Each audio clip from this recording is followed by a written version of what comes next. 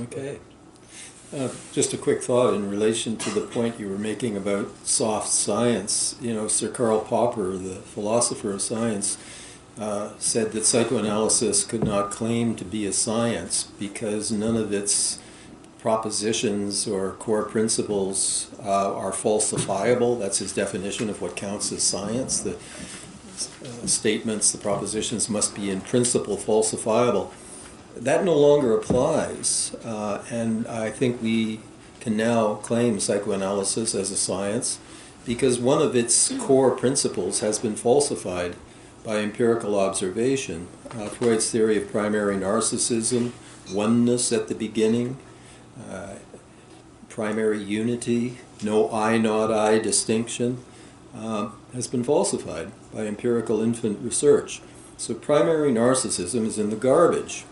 There's plenty of secondary narcissism, but that notion of oneness at the beginning is junked. So that means that we did what a science is supposed to do, and this is one area, of course, that one narrow area. But I think it's interesting. It was a pretty core basis of a lot of psychoanalytic thinking that Fred Pine tried his best to hang on to it, but finally he said, "Uncle." Kernberg tried to hang on to it. Finally, he said, "Uncle." The empirical observation was building up, and they caved. So I think that gives us some hope for future developments, bringing ourselves in line with scientific discoveries.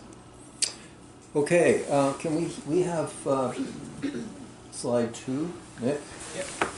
Well, that's just the cover of the book, slide 3. Okay, there's the Roman coin with the head of Janus.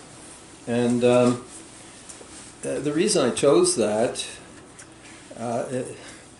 is because my mother always told me, look both ways before stepping into the street. And I suppose, in a way, that's kind of the core message I'm trying to deliver in the book and today. Look both ways. So I think human thought falls naturally into binary oppositions. Splitting. I'm kind of a bit Kleinian, and so we split, and we encounter all of these either ors. Maybe we could go on to slide 3. Albert Rosenberg advocated what he called Janusian thinking, based on that image of Janus looking both ways.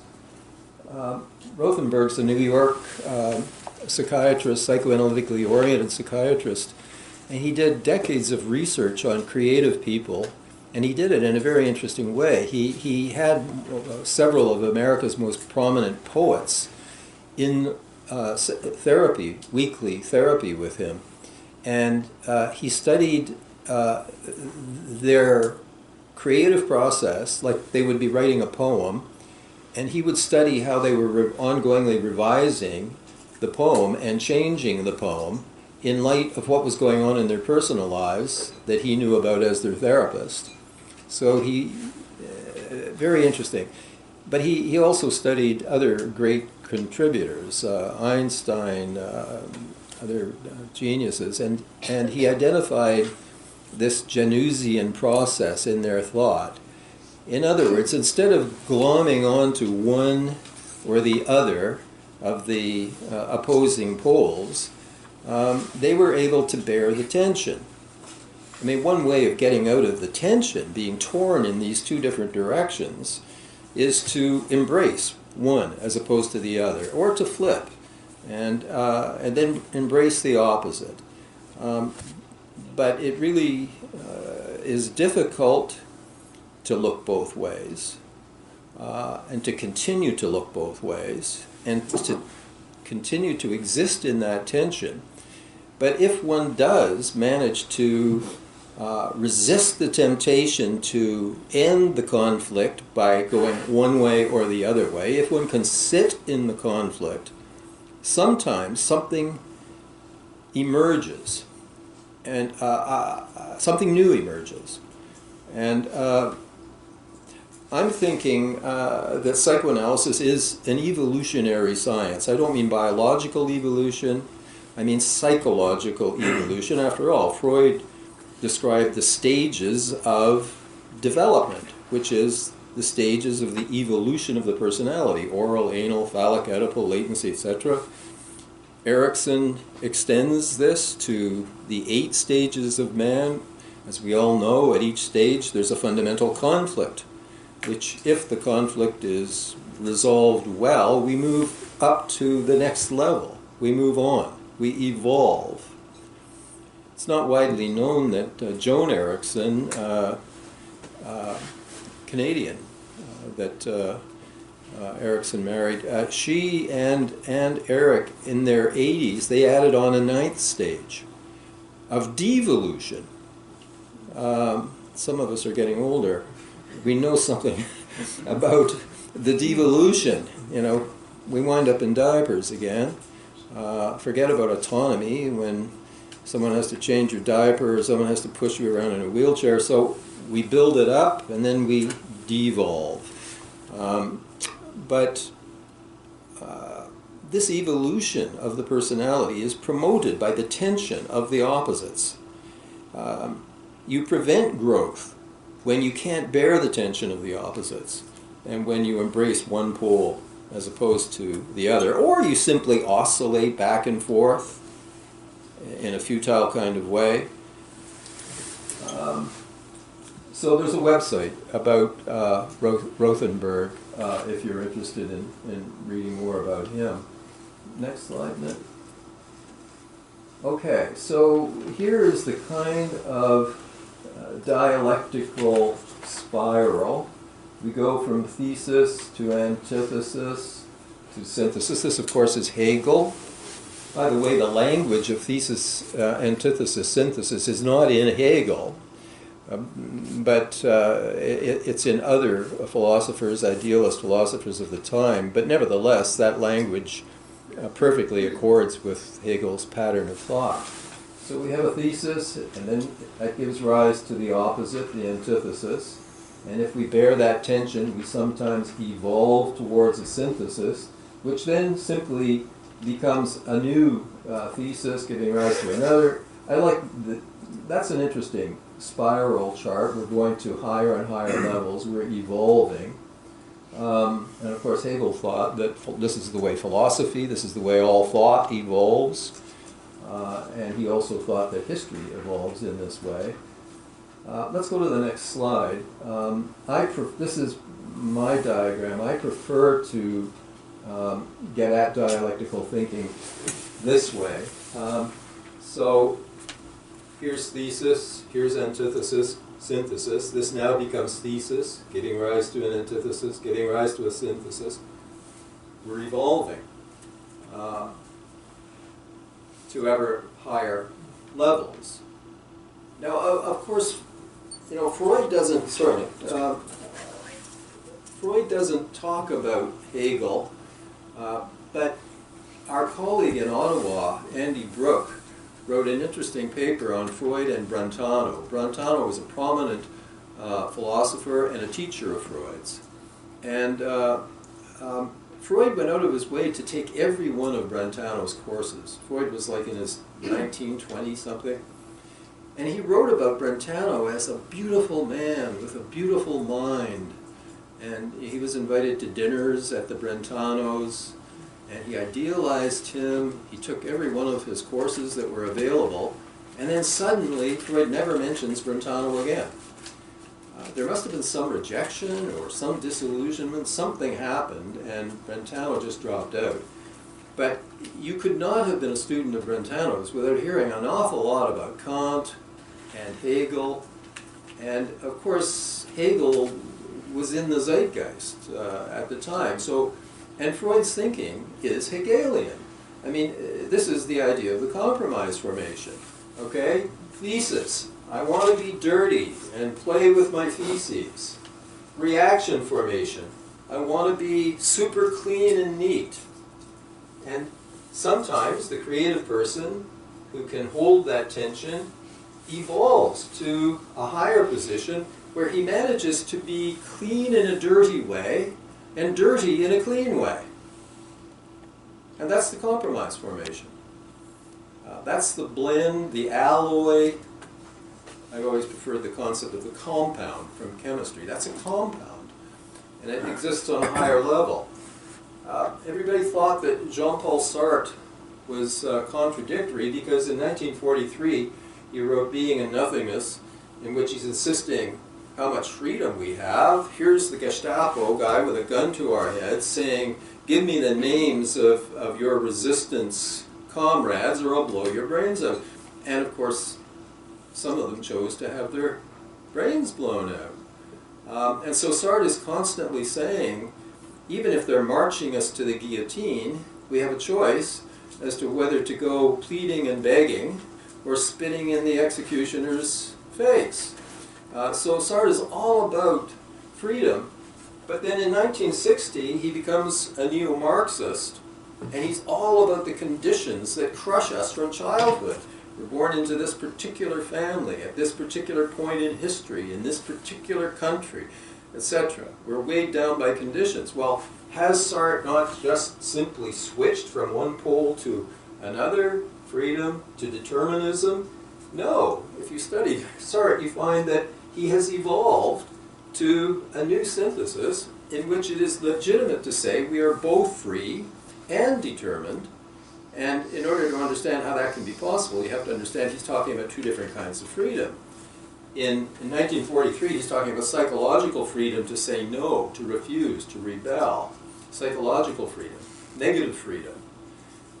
But in 1960, he's talking about practical freedom. The freedom to have, to do, to be, which is very constrained by conditions of various kinds. So, both free and determined. He's arrived at a synthesis. He's not contradictory. He only looks contradictory. He really isn't. And so this is how people evolve, and this is how thought evolves. And that's why it's important to look both ways. I mean, you could say even from the standpoint of clinical technique, this is what we need to do clinically. I'm listening to my patient, and I'm aware of their self-disorder. I'm aware of how thin-skinned they are. I'm aware of the origin of this condition in self-object failure early on. And I'm working in this self-psychological vein. But am I forgetting about Freud and Klein? Not at all. I'm frequently switching perspectives.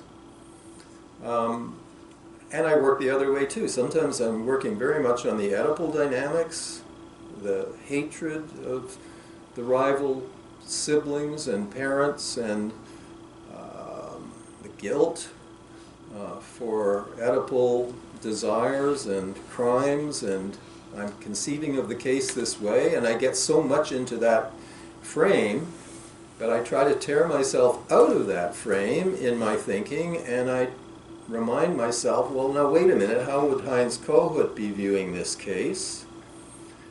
A patient comes and starts idealizing me. Well, I'm hearing Kernberg. He's putting you up in order to tear you down. He's putting you up because on some level he wants to kill you. But then I remember Heinz Kohut, who says there's another kind of idealization that really doesn't involve this dynamic at all. It's because he had a need to idealize his dad, and one night the cops came and took Dad away in handcuffs for embezzling at the bank. And now he has this arrested need for idealization that he never got to work through. And he's resuming this with me. He's not putting me up because he wants to kill me, or at least maybe he does. Maybe both of these psychologies are at work on different levels. And so I have to constantly be thinking the other. I mean, I think if you ask me what's Freud's fundamental discovery, It's that we're all split. We are all divided selves, conscious, unconscious. We're all Dr. Jekyll and Mr. Hyde. And it's hard for us to remember this. And it's hard for us to remember this when we're sitting with patients. We get sucked in to a particular narrative that we and the patient construct, but there's always another narrative. And we need to shake ourselves free of the dominant narrative that's going on and look at it, well, look both ways. What is not being said?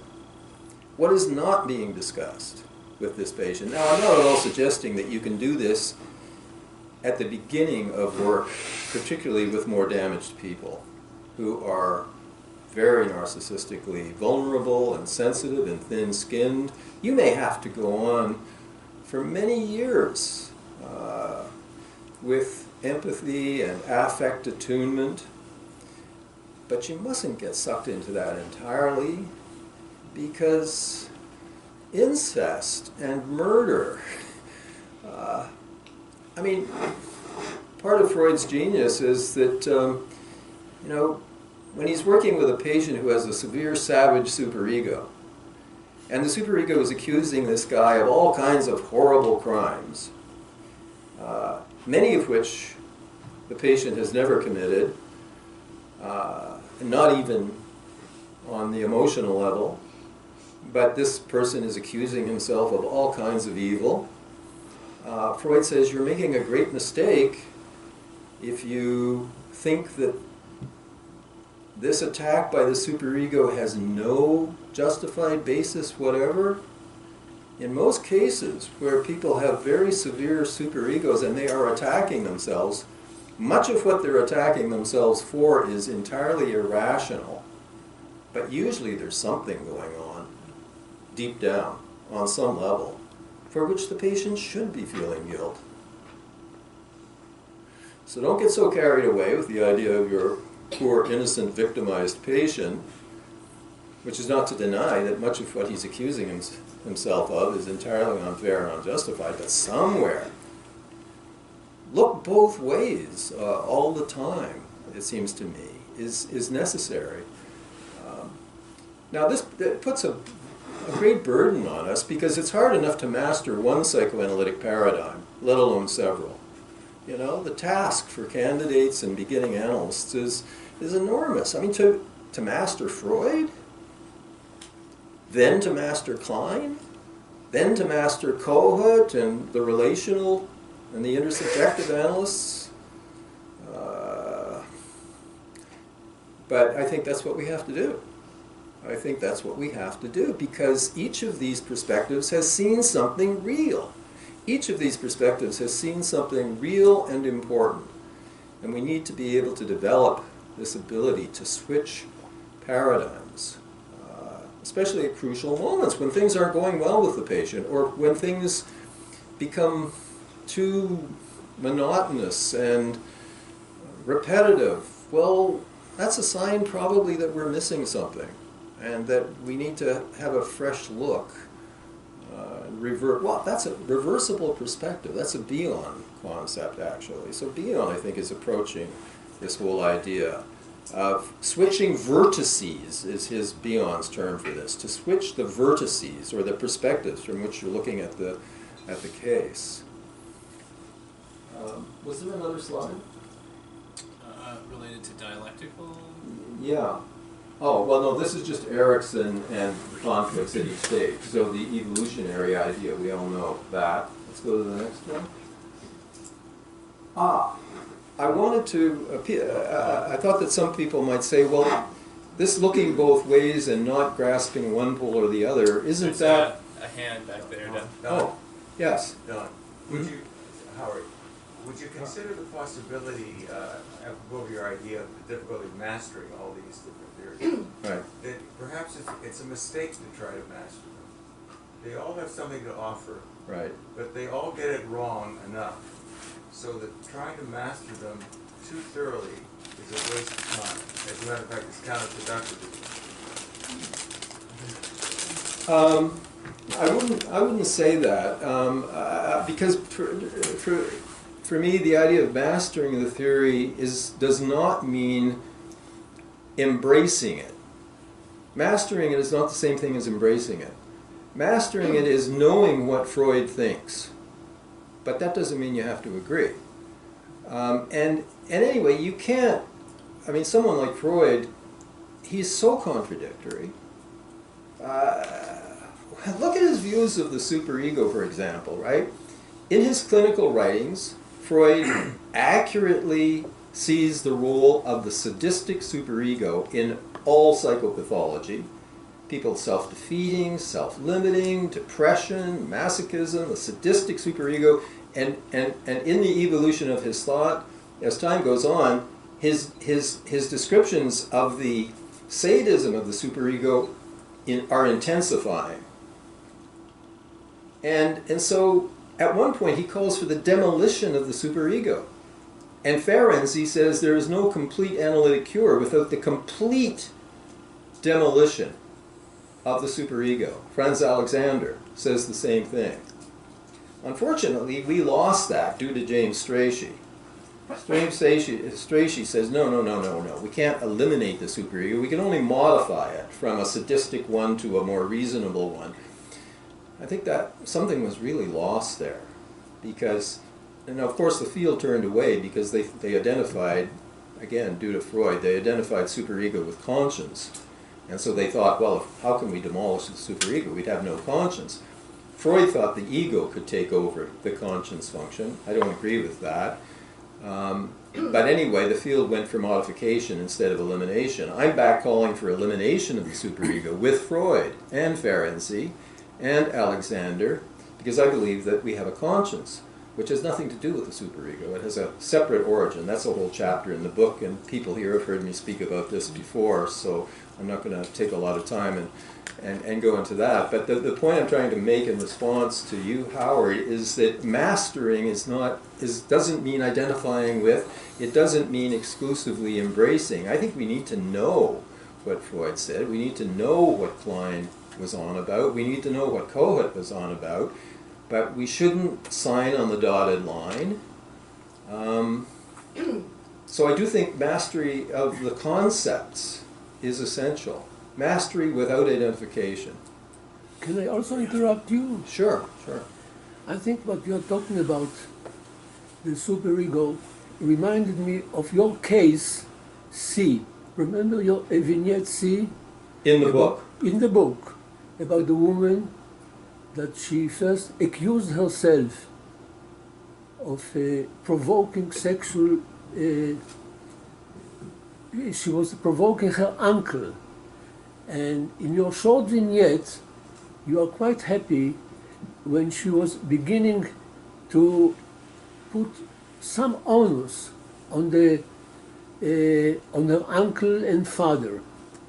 Can you say more about that? You know, the movement that you were able to succeed from the first stage, because you see the vignette is very short, as you know. Yeah, it was very short. I'm having difficulty fully remembering the case, but it's coming back to me now. She was entirely self-blaming. She would not allow the concept of abuse. She refused to see herself as an abused woman. And as the analysis went on, what was real? You see, this is what you say in the book. Yeah. As the analysis goes on, I would like to know a little bit more about the going on that is missing in this vignette. Well, I guess that's me. That's me calling her one-sidedness. That's me looking both ways. She was looking only one way. I'm guilty of seducing my uncle into sex. And I'm looking the other way as well. I'm saying, but wait a minute, you were 10? And you're rejecting entirely the idea that he took advantage of you? I'm raising these kinds of questions. And in other cases, I'm working the other way.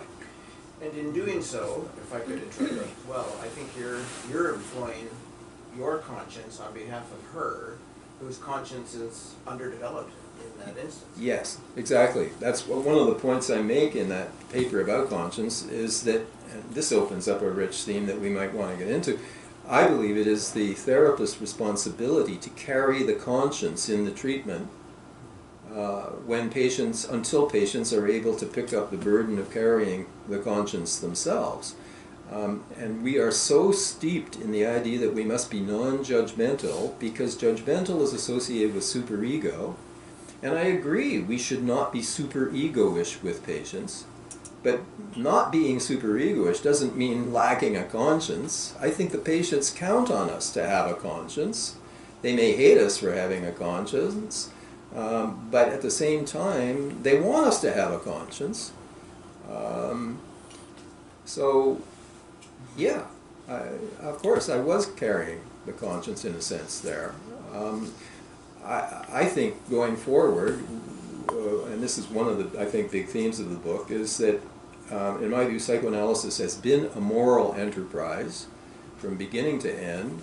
Philip Rieff wrote that great book in the 1950s, Freud, The Mind of the Moralist. The whole psychoanalytic enterprise is a moral enterprise. We stand for life against death. We stand for love against hate. We stand for kindness against cruelty. And we need to know this. We need to admit it. Instead of cloaking it behind medical language. This is healthy, this is unhealthy. This is just an obscure way of avoiding saying this is good and that's bad. And I think we need to come out and acknowledge that in this broad sense. Now, of course, our job is not to enforce superego morality, which is highly relative from one culture to another and is socially constructed and so on and so forth. And much of it is highly immoral. I mean, again, Freud was, I lost the point about Freud. I was trying to make the point that he was aware of its role in psychopathology, its sadism, but when he turns to civilization and its discontent, suddenly this superego that is so sadistic, suddenly it becomes the hero, saving us from a descent into barbarism. Okay, so he's got two very different views of the superego. Is it a good cop, or is it a corrupt priest who likes to catch you in wrongdoing? Not because he cares, but because if he catches you in wrongdoing, he gets to do what he wants to do, which is to beat the hell out of you. Freud had these two views of the superego. He never really was able to resolve that conflict. But yeah, we mustn't be superego-ish, especially since the superego is so immoral. I mean, that's where our sexism comes from. That's where our heterosexism comes from. Huckleberry Finn is raised in a racist society, but his friend is a runaway slave, but his superego is saying, you must turn him in. So he writes a letter to the owner, turning in his friend Jim. And now he's having a breakdown because he can't bring himself to send the letter. Finally, he tears the letter up and he says, okay, I'm going to hell. It's not establishing a distinction between the way an analyst thinks and the way the analyst speaks. Because, as you said, there are situations where while you talk, you are clearly embracing one posture. Right. Say the case of the very damaged patient where you feel you are essentially empathic, even if you know that something else is there. Exactly. But the moment of talking, in some cases, you cannot say both things. You can't speak out of both sides of your mouth at the same time. Yes, there are cases where, like that case of the very damaged patient, I might go on for years speaking the language of self and relational psychoanalysis and being holding and containing and empathic. All the time I know there's something perverse, there's something wrong, but I'm not speaking to it. Eventually I get around to speaking to it. Eventually. It's interesting, the Spotnitz School of Modern Analysis in the States, he worked with very ill, borderline, even schizophrenic patients.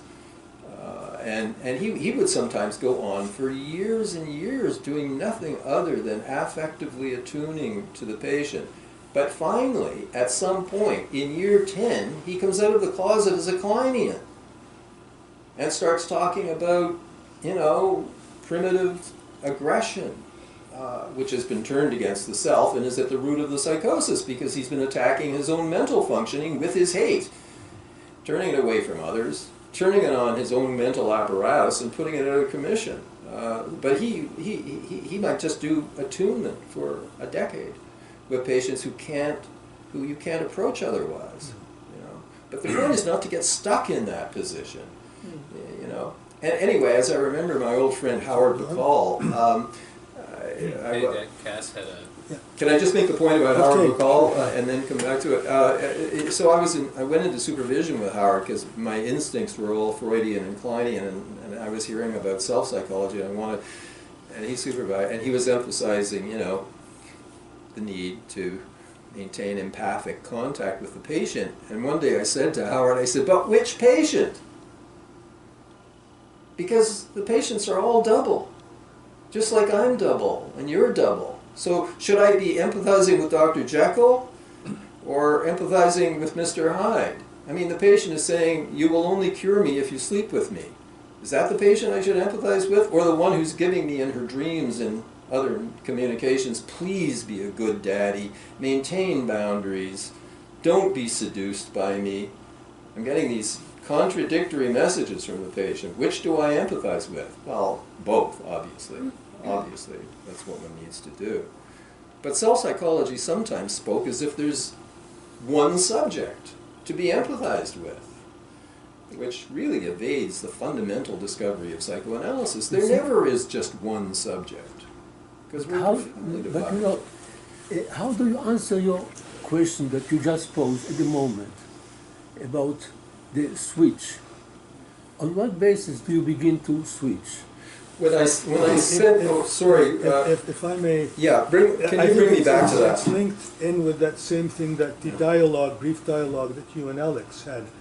Would it be correct to say that in the analytic work, the first phase and aspect is to accept the patient as they are, yes, even though we see the other sides. Yes.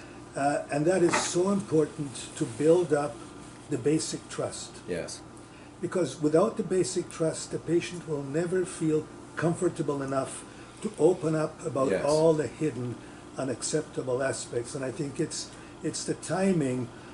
When do you bring this out? And when is that basic trust built up enough so that yes, the patient can hear the other side and can yes, also bring out things? I agree. Or you could use the language of working alliance. I mean, it might take years to build a working alliance with damaged patients to the point where they can begin to think and to even to take in anything that's put into language. I'm always reminded of that little paper by Ron Britton, where he is working with a thin-skinned narcissist, and he knows he can't say what he's thinking, and so he's not saying it.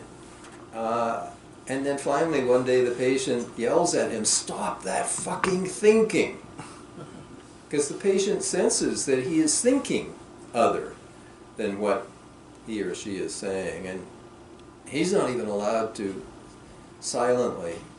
I've always liked the idea of silent interpretation. Even though I can't make an interpretation to this patient, I'm going to silently go on interpreting. But Britton's patient wouldn't have any of that either. So look, it's a question of clinical judgment. When can the patient begin to hear some of the... And it's really the timing, isn't it, that all of us, with our best intentions, want to make the patient feel better. The sooner the better. Yes. And sometimes we jump the gun with Right, good intentions, but the patient isn't ready to hear that. And yes. I think that's Exactly, exactly. We not only want to make the patient feel better, but one of the problems that I've always had is I want to think that the patient is better than he or she is. there's such a thing as insufficient paranoia, and then there's too much paranoia. My wife is always pointing out to me that I'm insufficiently paranoid. I want to think that I don't want to see the darkness. I don't want to see how ill. I don't want to see how destructive the patient is. So I'm inclined to look away from that. I'm inclined to go into denial.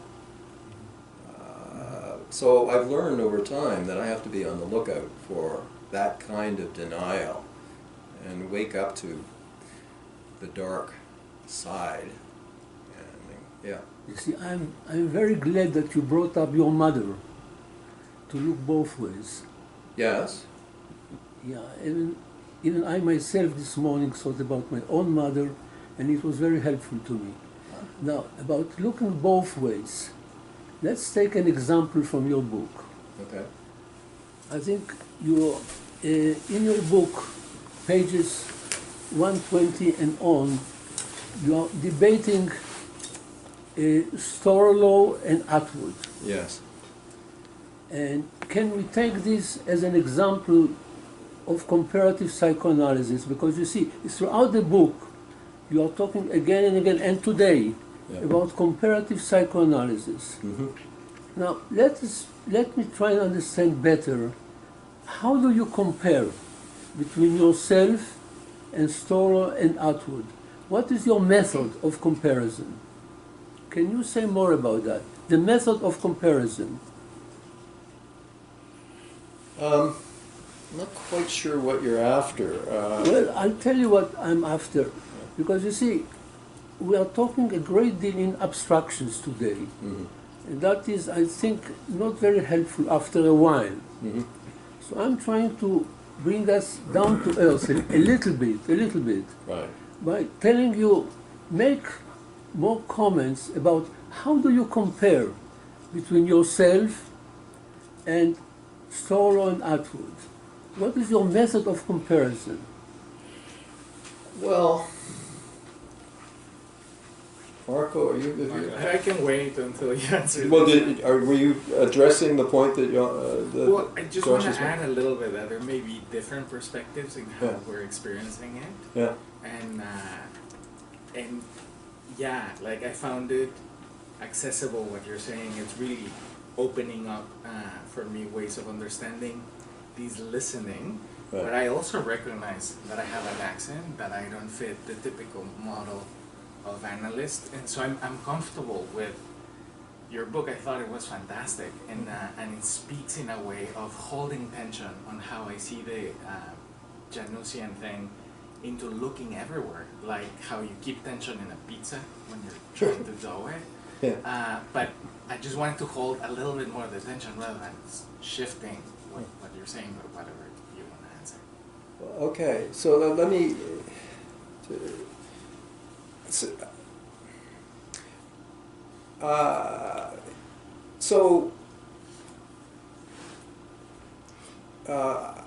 Is my question unclear to you? No. I think it's clear now as to what my method is. I don't know whether I would call what I do with Storlow and Atwood and Branchaft. I don't know whether I would call that comparative psychoanalysis. I don't think that's what I'm doing there. Mm-hmm. I mean, the book as a whole is an exercise in a way in comparative psychoanalysis because I make comparisons that are not usually made. For example, there are ways in which Klein and Kohut, who usually are thought of as like oil and water, are very similar. They both believe the cure is building up a good internal object. Mm-hmm. That's Klein and Kohut. That's comparative psychoanalysis. There are a bunch of such comparisons in the book. But what I'm doing with Storlow and Atwood, and what I do with a lot of, I approach psychoanalytic thinking from the standpoint of logical criticism. Logic. For example, Freud's view of the superego is directly contradictory. It's a good cop, it's a bad cop. Which is it? He doesn't address this. He doesn't say, well, sometimes it's a good cop, and sometimes he doesn't even seem to be aware that he is describing it in contradictory ways. Right. Okay, so that's logical, critical thinking about Freudian theory. Logical. Yes. logic. No, I think you are telling me about your method, which is a logical method. Yes.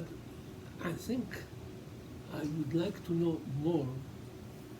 How do you teach psychoanalytic thinking? Can you give us? I know it's a big topic, and maybe it's too late to ask this question, but still, I think that is one of the fundamental things that I'm trying to get from your book. Okay. Well, you know, I haven't ever set out to teach psychoanalytic thinking as a particular topic, but I guess I'm always teaching psychoanalytic thinking, whether I'm teaching Freud or Klein or Fairbairn or anyone else. And what's my common? It's critical. I cannot teach Melanie Klein straight ahead. I always teach, here is what Melanie Klein thinks, but here are the problems. For example, I will say, in the paranoid schizoid position, we have splitting and so on, and then we move on to the depressive position and we achieve ambivalence. But here in Kleinian theory, already we've got a split between PS and D. And we've got this idea that PS is primitive and bad, and D is good, and we should help patients move from PS to D. Well, that's already splitting. PS bad, D good. So then I raise the question, well, let's think about what's good in PS and what's bad in D. And that way we're moving into D. Because we're overcoming that split. There's lots of things in PS that are good. A patient of mine has written this wonderful paper, and he can't get it published anywhere. Why? Because he's up against psychoanalytic ideology. He's a historian, and the title of his paper is In Defense of Splitting. We all think splitting is such a primitive thing. Are you kidding? We would not have OHIP. We would not have unions. We would not have unemployment insurance if it weren't for guys who split enough that they were willing to club cops on the head with lead pipes. Okay, we would have lost to Hitler. You have to split if you're going to shoot the enemy. And that was an enemy well worth shooting. Okay, so this is adaptive splitting. We always think of splitting as maladaptive, but it's adaptive. You need to split. Okay, and what about the bad side of D? The bad side of D is the fence-sitting liberal who can't make a decision because he sees all sides. He's like Tevye in Fiddler on the Roof. On the one hand, but on the other, get off the fence. You know, you need to make a decision, a commitment, and to hold the commitment, okay? Now that's critical thinking. That's critical thinking about Melanie Klein. That's the way I teach Melanie Klein. That's the way I teach Freud. That's the way I teach them all. I'm not out to... I want to do justice to their brilliant contributions, but I want to also draw attention to their internal contradictions. But you see, one of the things I like in your book is what you have just referred to. The idea that the schizoparanoid position is a developmental stage that is absolutely necessary for growth. Yes. That is very clear in, say, Hannah Siegel's She's very clear on that. book of an introduction, Yes. which was written for the seminars in the British Society. She has a chapter on the schizoparanoid position and a different chapter on the psychopathology. Yes. And that distinction also Yes. applies to D Yes. and is crucial. Yes, absolutely. Absolutely. But you see, I'm just wondering, while you are teaching the paranoid position with Melanie Klein, and as you pointed out, you would have told her, look, there is a splitting going on. Yeah. Now, would you consider trying to bring forward and coordinate the Kleinian point of view and, let's say, and the self-psychological point of view at the same time? Yes. You would? Oh, I would, because I think I said it earlier, before we had the break, that Klein and Carveth are often thought of as absolutely opposite, like oil and water. They just don't mix, but this is totally false. What is their theory of the cure? For Melanie Klein, the cure is the building up of a good, whole, internal object, which is internalizing, among other factors at work, but internalizing loving experiences, and building up this up. Well, Kohut is transmuting internalization of the empathic, affectively attuned analyst. These are both theories of internalization. I have problems with both of them. Certainly with Lacan, and Lacan is the best writer on this. He says somewhere, I think I quoted in the book, but he says somewhere, any psychoanalyst who thinks of the cure as involving the patient's identification with the analyst, in that demonstrates that he doesn't understand what psychoanalysis is all about. That our goal is not to promote identification. There are real problems with that. But yeah, I would mix Kohut with Klein in exactly that way and point out a parallel. I mean, Judy, you made the point about a bunch of different analysts representing different schools looking at the same material from the perspective of their silos, and how you would hardly even recognize that it was the same patient. Yeah, that can happen when the people who are doing that task are rigidly identified within their silo. But I can imagine an exercise like that. Well, in a sense, we had it here. We had the great idea that we would do in third year a comparative psychoanalysis seminar. And the idea was I was going to represent Freudian Kleinian, and Gary Turk was going to represent self-intersubjectivity. And we thought, oh, the sparks will fly. Well, you know, the problem is it wasn't a very good seminar, because Gary and I identified exactly the same issues in the clinical material. He used one language, I used a different language, but we weren't debating at all. We were agreeing that what was going on, you know, we found the same problems, we found the same issues, we described them in a different language. So it can go that way too, you know. I mean, there can be these overlaps that are highlighted. Okay, I think Anne has a question. Comment. My question is what do we do with that primitive superego? Do we destroy it, get rid of it? Do we modify it? Because I'm just interested in what you said about the old way of getting rid of the paranoid schizoid. Yeah. Right. Does one do that with this primitive superego? Well, I think of my goal, I'm very Freudian. I think it needs to be demolished. I don't think we need it. I'm with Franz Alexander. He says the superego is an archaic, outmoded, adapted to a previous time, not maladaptive now. It's a hangover. We don't need it. Let's get rid of it. Ferenczi says demolish it. I agree with them. I think we demolish it. But in order to demolish it, you have to have another source of moral function in the personality, which is why I think it was a disaster for Freud to fold conscience into superego. He folded ego ideal at the same time. In 1923, he folded ego ideal into superego and conscience. Disaster. Okay, because I'm calling for a 5-structure model. Id, ego, superego, ego ideal, and conscience. And there are conflicts within each of them. Within id, love versus hate. Within ego, my masculine identifications competing with my feminine identifications, for example. Within superego, the values of the old country versus the values of the new country. Within ego ideal, the conflict between, say, my ideal of being kind and my ideal of telling the truth.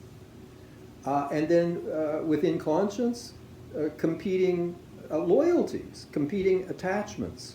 Now those are intra to the 5 structures. Then there are the conflicts among the 5 structures. And I've worked it out, and I've eliminated the overlaps, and there are 15 conflicts. And we've only studied, and we only think about half, because Freud took away these concepts, these words that are necessary. For example, we have not studied conflicts between, say, conscience and the ego ideal, or conscience and the ego, or conscience and the superego, or ego ideal versus superego. There are these conflicts, which actually, when you begin to think this way, you start seeing them in our lives, but we haven't studied them adequately.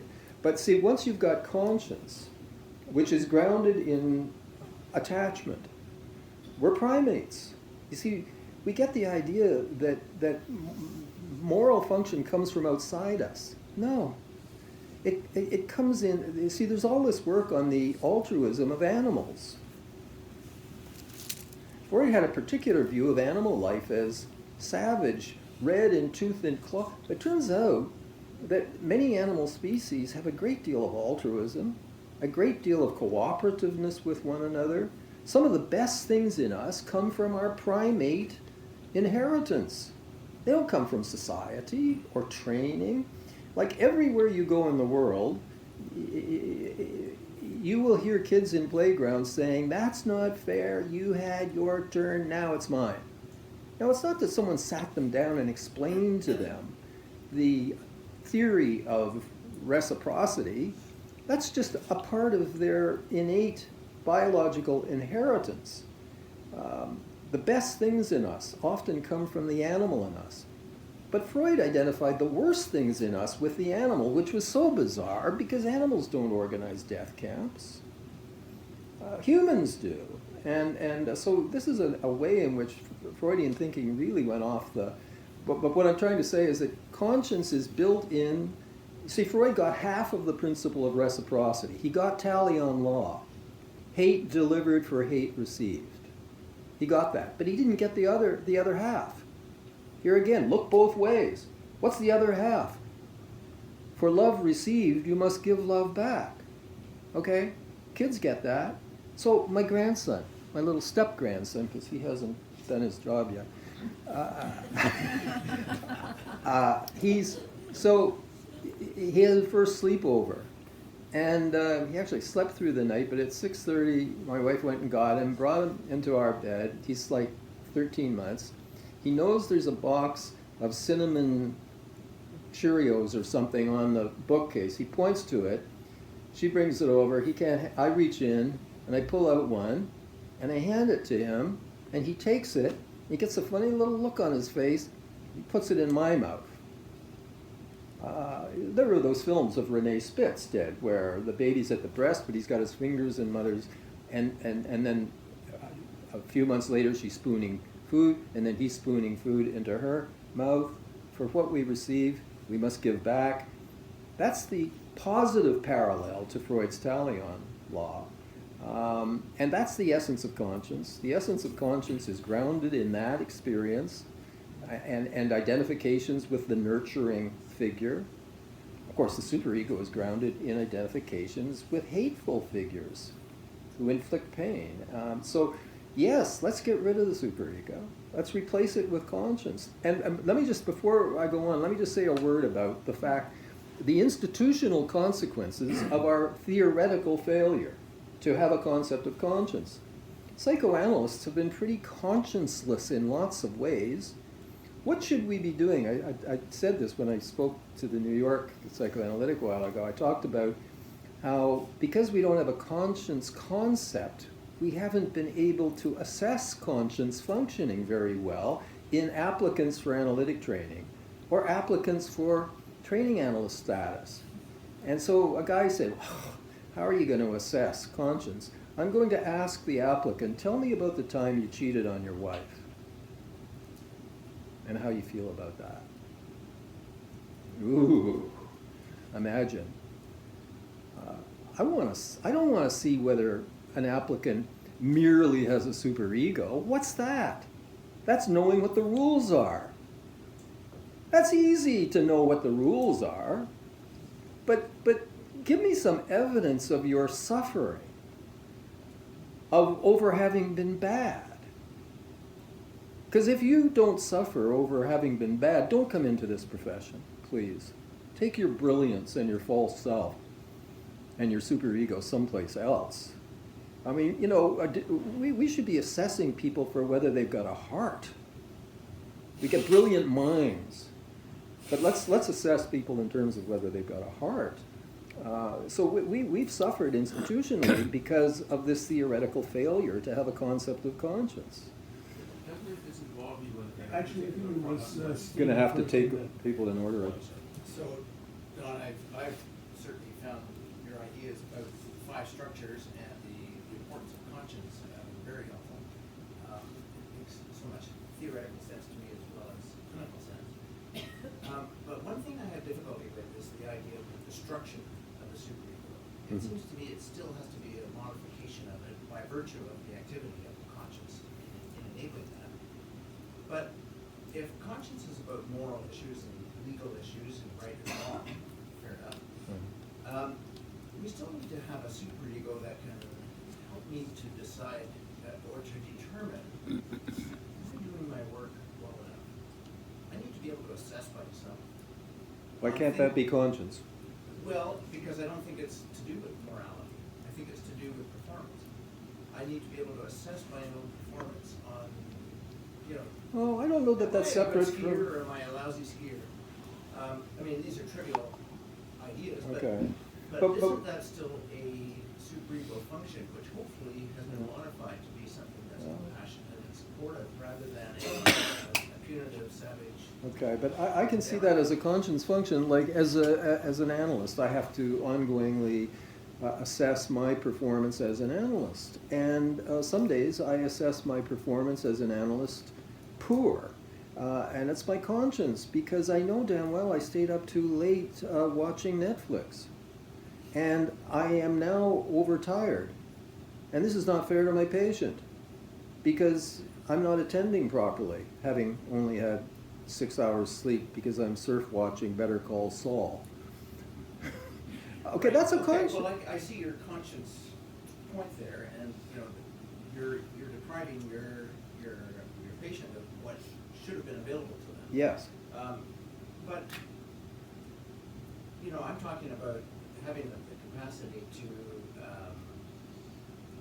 you know, just assess oneself in common everyday garden variety things is still to me a superego function. That's why I have difficulty with the idea of destroying the superego. Right. When I'm working with my patients, I can't seem to make sense of that idea.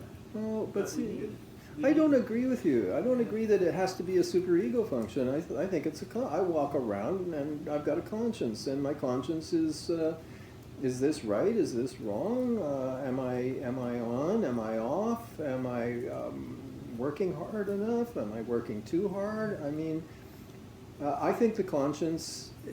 I think part of the problem here is the way I have written. I've tried to tighten it up. In the book, I try to say something about conscience that was not in the earlier book. I wanted to, for precisely the reason that you're questioning, I wanted to start talking about the bite of conscience. Conscience has a bite. So that, you see, if you think of conscience just as this loving, nurturing thing, okay, then you're going to need a superego. You're going to need a bad cop to accompany the all good cop, and that's a split. The superego has a bite. The superego does not relent. But the bite of conscience is guilt, Yeah, right? Legitimate guilt. absolutely. But so many of the things I'm talking about aren't really matters of guilt, in my view. And so I prefer the idea of being able to actually modify a superego but retain it as a different kind of entity from one which has been, you know, has all this ideology and savagery in it, by Right. virtue of its identification with the aggressor, because now it's become identified with conscience. Because I think I would tend to agree with you, and what I mean by that is that I separate the two, conscience and superego. Superego I see as a sort of book of bylaws Yes. and rules. Yes. And you should not get caught in it and practice by that book. Conscience is That's enough what you demolition for do. me. I agree. And- I can go that way. Right. You've demolished the savage superego and replaced it with a more reasonable That's and right. compassionate To one. have Okay, I could talk that way. I Okay. just like the idea of demolition. Right, but I think to have a more workable book of rules. And the other experience that I've had is, and I'm very interested in cultural values and differences. When I work with people from totally different cultures, they have, it should be called superego, but it's a book of values that is a norm for them. And I think, therefore, I think still there has to be a reference Well- book and a respect of the different reference books. Let It has me- to be modified, and conscience is how we do it. Just Okay. like you said to Howard, you know, you don't. It's not necessarily that you have to teach, theory. You have to know it, but then to know what to use with it. So I would still go for the two. Right. A modified concept of superego as a reference, and then conscience being Okay. more important. See, I guess the reason I prefer to go the way I go on that is that I see the superego as a dangerous and seductive thing. And let me explain why. We all have this archaic superego, and it's apparent. And there are some people who know how to walk into that role. They know how to impersonate the superego. They know how to do that. And they know how to make us all feel like bad children, naughty children. And we have a hard time rebelling against them when they need rebelling against, because they dress up like a superego. They speak like a superego, and they may be wrong, and we may be right, but we are cowed by these people who step into that role, and we don't rebel when we need to rebel, when we ought to rebel. And I'm amazed at how is it that anybody makes a revolution? I mean... Don, if you're saying that the solution is to destroy it, it seems to me, with all due respect, that you're falling into a splitting, and an unnecessary splitting. Because I agree with you, I think we all have a tendency to step into, again, an archaic... Oh, but wait a minute. This comes back to the point that Alex and I were talking about. Splitting is not bad. No. It is good, and it is absolutely necessary at times, and therefore to identify the evil of the superego is important. I agree with you, totally.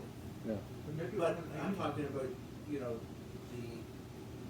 the conceptualization of destroying it, as though it's eliminated. I don't think it's ever eliminated. Well, occasionally it may murmur in its half-dead state. Stab it again.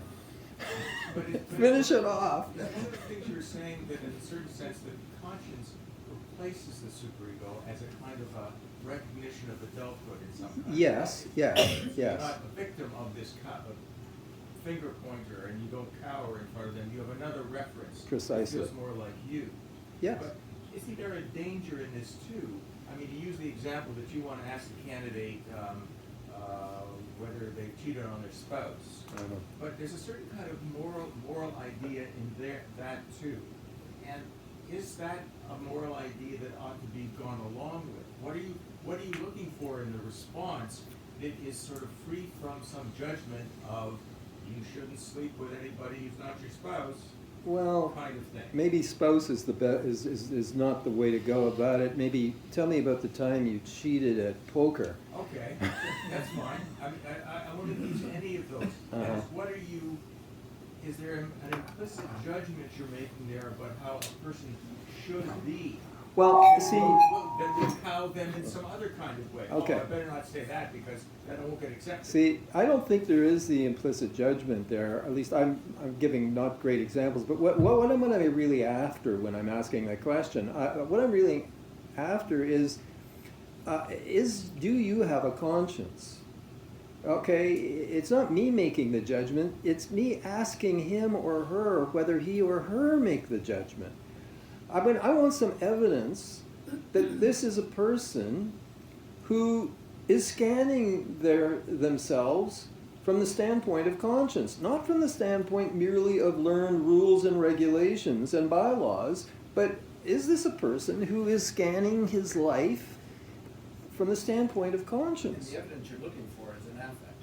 Yes, I am. I'm looking for sadness, regret, remorse. Yeah, maybe that's a better way of formulating the question. Give me some examples of some remorse that you have in your life. But don't they need the safety in order to access that? So you can't be sure if they're not accessing that, how much of it is their fear and compliance in that moment. Sure. You've got to understand the moment as much as you have to understand anything else. No, it's a tricky interview to design. That's for sure. But I'm just trying to say that we should be thinking this way more. But we've let too many psychopathic people into analytic training. And- Don't you think that Roland, in 1975, when he wrote about the waning of the Of the Oedipus. Oedipus complex, Yes. Didn't he allude to what you are talking about? Yes, you're absolutely right, he did, and I love that work, because you see, I think that in the psychoanalytic world, we have had a false notion of what maturity and resolution of the Oedipus complex is. For Freud, it is you give up your desire to kill your father, and you give up your incestuous longing for your mother, and I say, with Lowald and my old mentor Eli Sagan, the cure is killing your father and having sex with your mother. That's the cure, symbolically. You symbolically kill your father. You symbolically have a woman who represents your mother, so you go to bed with your mother every night, and you've transcended your father. That's called growing up. But you see, this kind of symbolic also has to have concrete achievements. Yes. You see, it's not just in abstraction. No. You got to give yourself permission to act and do things and accomplish things. And create. And create, because you're out from under the pressure of that castrating father who says, you can't, you mustn't, you shouldn't, how dare you presume? That's right. So you see, you don't need to use the term demolishing. It's not demolishing, perhaps Lowell in 75, talking about a certain kind of sublimations. Yes, it is a sublimation. Yeah, and I think the term perhaps is, rather than demolishing, decreasing the impact. See, when you say the healthy thing is to kill your father, Mm-hmm. I would say the healthier thing is to be able to tolerate your father for who he is, rather than having to actually get rid of him. Oh, now we disagree. I think you got to kill the old man. Symbolically. Symbolically. This idea that happens at, say, 5 years of age, and we talk about it as adults, saying you've got to symbolically be willing to kill your father. Killing your father. I'm nervous. He's sitting right behind me.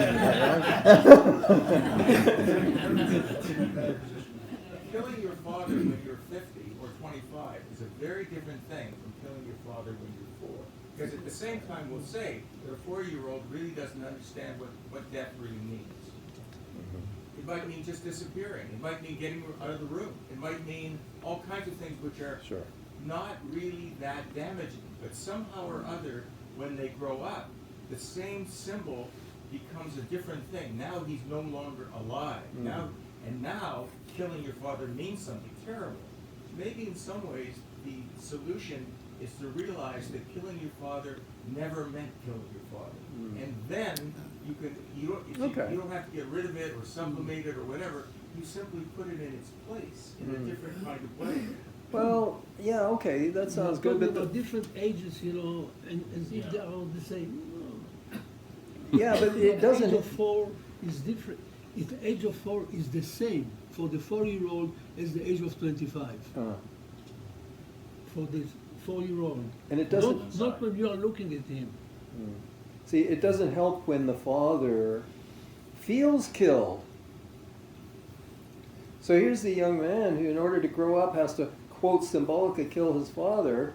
And he's trying to be rational and realize he's not literally killing, but on some level, the father, depending on his level of narcissism, is going to feel killed. And the son is going to see that his going forward is making his father feel killed. Too much concrete language, just like we talked about penis envy. The concrete aspect of killing the father is, I think, too concrete. What one wants, what the child wants to kill is the power or the assumed power of the father, not killing the father. So I think we have to be careful about how concretely we talk about this, because to somebody who doesn't understand it fully, they may think psychoanalysis is full of bullshit. So I think we have to remind ourselves, and in the vein of clarifying terminology, and I think this is a wonderful activity we've had, I'd like to turn to Alex and you and maybe Josh. I've never been happy, I'm not a Kleinian, I'm object relations, I've never been happy with the use of the term that when you reach a healthier stage, you're in a depressive phase. It's depression, okay, I can understand the subtleties, but why did Melanie Klein assign the term depressive phase, which connotes depression? Is that a healthy phase? Was she depressed? And she must have been, because you know she She had a terrible- she had the head of her life, you know Yes, that. yes. Yeah, and she had a terrible relationship with her daughter. That's right. Did- Melita Schmiedelberg. Yeah. Did you So want to what- take that one on, Alex? I don't think that health means existing in a depressive position, because it's not depression. Being in a constant depressive position means paralysis because you cannot decide. Right. I think that health consists in the development from one to the other that happens constantly Right. in every session, in every discussion here. The capacity, health for me is the capacity to move from one position to other. If you don't have the capacity to split and idealize, you will never fall in love. Right. To have the flexibility of a more open mind, but I think still Melanie Klein chose the wrong term. No, Well, because she used, as many people did, psychiatric terminology for something that was not psychiatric. Winnicott called it the age of concern, yes. which I think is much more appropriate. Much better. Exactly. Much better. But in defense of Melanie Klein, people have not noticed that in calling depressive position, she wasn't thinking about depression at all. She was thinking about depressive anxiety, which is my fear that in my destructiveness I've destroyed the object and it's too late to get the object to the emergency room. Okay, so depressive anxiety is exactly what Winnicott renamed the capacity for concern. So she didn't mean depression. And having reached a sense of conscience. Yes, that's the move into. Yes, absolutely. Yeah, but it it's is. still the word I don't like. It threw us off because we don't notice that she's. You know, if you go back to Freud, 1926, he has a table of different anxieties. Right. 1, 2, 3, 4, 5. So you see, you don't need to go to Melanie Klein for that. You go back to Freud and you see the different kinds of anxieties that the child has to go through. So in other words, leave out depression here. Talk about what is underlying it. Underlying it is a specific kind of anxiety. Well, that's what she was doing, Josh. She was Because I think addressing the concept depressive is great, anxiety. but the use of the word is Because you see, you have to always understand what is the anxiety about. Sure. yeah, it's the same as with penis envy. We're not talking about an actual penis. We're talking about phallic. So I was questioning the term, not the concept. Yeah. Down at the end. One asked a clarification on what the false guilt is. Bring it out. False guilt. I just need to be the third. Oh, Real well. guilt and false guilt. So my patient was convinced that she had murdered her sister because the father transferred his love always to the baby, and that was to her benefit vis-a-vis the older brothers, whose love got transferred to her. And so when she was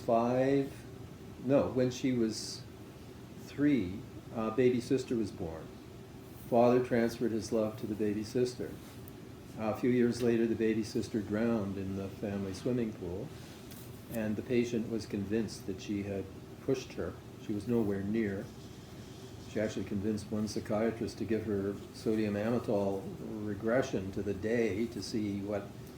But then, it was made much worse by comments that the mother made that implicitly fixed her into the delusion that she killed her sister.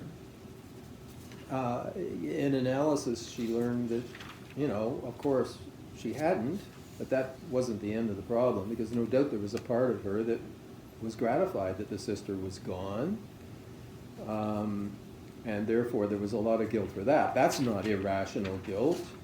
She had hated her sister. Part of her felt gratified that the sister was gone, but the idea that she'd actually murdered her sister, that's irrational guilt, unjustified guilt. But usually the guilt that patients bring is a big mixture of irrational elements, but often beneath that, as in this case, some of the guilt was justified. Grounded in envy and hate, and feelings of relief that the sister is gone. That's justified guilt. To a degree, I'm not saying she should, obviously, she shouldn't be crucifying herself for this, but yeah. Something in your book I wasn't totally clear about, but my understanding was a narcissist has trouble with guilt, he feels guilt at all, the worst thing he feels is shame. But you referenced the narcissist feeling guilt or avoiding guilt. Yes, well, yeah, it's not just narcissists. I think we all are guilt evaders to some degree. But yeah, I said the last thing a narcissist wants to face is his guilt. You could say the same thing about shame. I think there's been way too much in psychoanalytic writing about shame and the distinction between shame and guilt. I mean, there is, first of all, we've gotten all confused by failing to recognize another one of Melanie Klein's great contributions is the distinction between two kinds of guilt.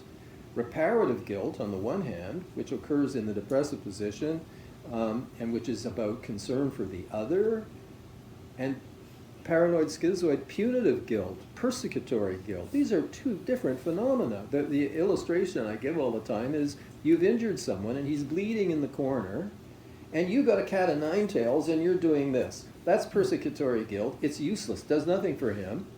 If you put down the cat of nine tails, get the bandage kit and go, the first aid kit, and start bandaging him, that's reparative guilt.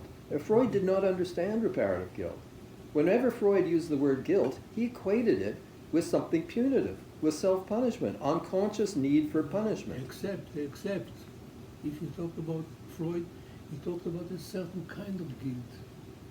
In 1923, about the negative therapeutic reaction in a footnote. Okay, he made it in a footnote, of course. Anyway, you see, may I ask your permission to ask you a personal question? Sure. You see, what kind of countertransferences that is imminent in your approach, that is inherent in your approach? So what have you learned about yourself while you are using your approach? Okay. Well, how long have we got? Can I lie down? Actually, what I'd like to point out, we have 10 minutes. Okay. 10 minutes. So how would you like to sum up or to respond Well, I'd with like an hour and a half of responding to Josh? Well, he asked a question that I can't leave alone. I mean, I'd love to be able to answer. What have I learned from this? Oh, okay, I have learned that I'm someone who has the capacity to fall into ideology. I have the capacity, I have had the capacity to be doctrinaire. And as a young man, I was a doctrinaire young Christian, and then I lost that, and I became a doctrinaire Marxist, and then a doctrinaire Freudian. I have great capacities to be doctrinaire. And I learned that about myself. And all of this, getting out of the silos and critical thinking, is an attempt to rescue myself from an illness, which I think is widely shared illness among us. And so I have to, I highly value those skills that help save me from being extreme. And you guys are trying to help me be less extreme by saying, stop talking about the demolition, Don. Can I just say a word in defense of silos? Because I'm from Saskatchewan. And silos are very important. Right. They keep the grain warm and safe. Right. They allow it to ripen. They keep it safe from external influences. Right. Without silos in Saskatchewan, there would be no agricultural industry. Right. Now, silo in a way is a synonym for boundary. Right. And as we all know, boundaries do have their uses. Yes. So this idea that silos are always bad Right. needs to be questioned. No, listen, that's And a your really patient excellent wrote a point. paper in defense of splitting. Splitting, right. I've often thought of writing a paper in defense of In silos. defensive silence. No, look, that's a really excellent point. But you know, you said the silo allows the grain to ripen.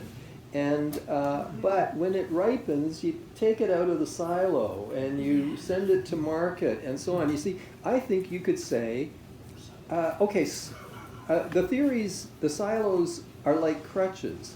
So a few years ago, I broke my shoulder on one of his snowboards or something, but the what do you call the doctors who deal with bones? What are they called? The orthopedic. So I had this crusty old orthopedic guy at Sunnybrook, and he saw patients in these little open rooms, and he had a recorder. And after he saw a patient, he spoke, made a little report into his recorder. And I'm sitting waiting to be seen by him next, and I hear him speaking into the recorder.